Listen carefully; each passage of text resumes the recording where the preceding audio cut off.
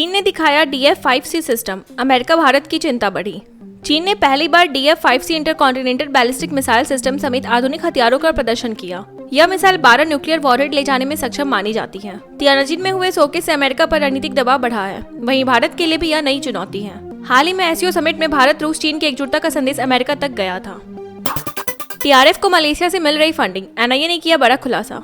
NIA जांच में सामने आया है कि TRF को मलेशिया के जरिए फंडिंग मिल रही है। श्रीनगर में पकड़े गए आरोपी से मिली जानकारी के अनुसार उसके फोन से 450 कॉन्टैक्ट्स की लिस्ट मिली। TRF 2019 में हिजबुल मुजाहिदीन की जगह लेने के लिए बनाया गया था। यह संगठन हाल ही में पहलगाम आतंकी हमले की जिम्मेदारी लेकर पीछे हट गया था।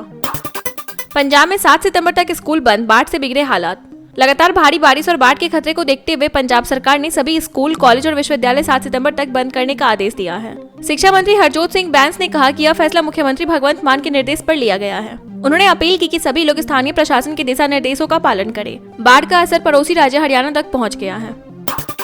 रूस से तेल आयात घटाने की तैयारी, अमेरिकी सांसद का दबाव। रूस से तेल आयात घटाने की तैयारी, अमेरिकी सांसद का दावा। अमेरिकी सांसद ब्रायन फिट्जपैट्रिक ने कहा है कि भारतीय कंपनियां रूस से कच्चे तेल का आयात घटाने की सोच रही हैं। उनके मुताबिक यह कदम अमेरिका के निरंतर दबाव का नतीजा है और इससे रूस की युद्ध फंडिंग क्षमता पर असर पड़ेगा। उन्होंने हाल ही में भारत, पाकिस्तान और नेपाल की यात्रा की थी और दावा किया कि भारत का यह बदलाव यूक्रेन युद्ध पर असर डाल सकता है। RIC गठजोड़ से टेंशन में ट्रंप, मंच पर दिखी नई ताकत। एससीओ समिट में भारत, रूस और चीन के नेताओं की एकजुटता ने अमेरिका को चिंता में डाल दिया है। रूस, इंडिया, चाइना का विचार पहली बार 1998 में आया था। अब इस मंच पर लगभग 40% वैश्विक आबादी का प्रतिनिधित्व दिखा। डोनाल्ड ट्रंप द्वारा टैरिफ नीति और भारत पर टैक्स बढ़ाए जाने से इस गठजोड़ को और मजबूती मिल रही है। विशेषज्ञ मानते हैं कि यह 21वीं सदी को एशिया के नाम कर सकता है। इंडिगो फ्लाइट में यात्री क्रू के बीच विवाद, पुलिस जांच में मामला।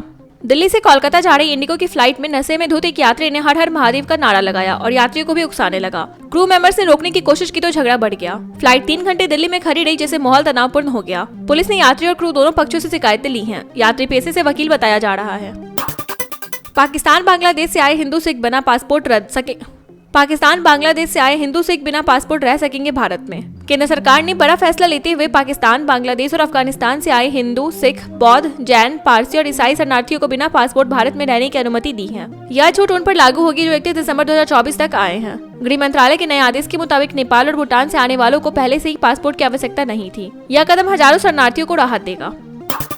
असम में निजी कंपनी को 3000 बीघा जमीन आवंटन पर हाईकोर्ट नाराज।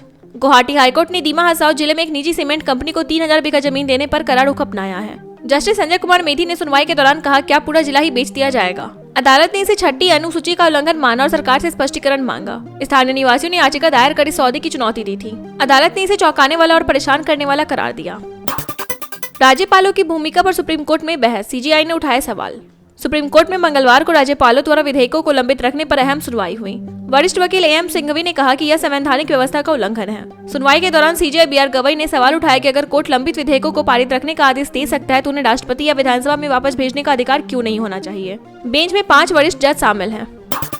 नवंबर तक हो सकता है भारत अमेरिका व्यापार समझौता, पीयूष गोयल। भारत और अमेरिका के बीच बढ़ते टैरिफ विवाद के बीच केंद्रीय वाणिज्य मंत्री पीयूष गोयल ने कहा है कि नवंबर 2025 तक द्विपक्षीय व्यापार समझौता संभव है। उन्होंने कहा कि आत्मनिर्भर भारत का दरवाजे बंद करना नहीं बल्कि मजबूत सप्लाई चेन बनाना है। अमेरिका ने भारत पर 50% टैरिफ लगाया है, जिससे तनाव बढ़ा है। गोयल ने भरोसा जताया कि बातचीत से हालात जल्द सुधरेंगे।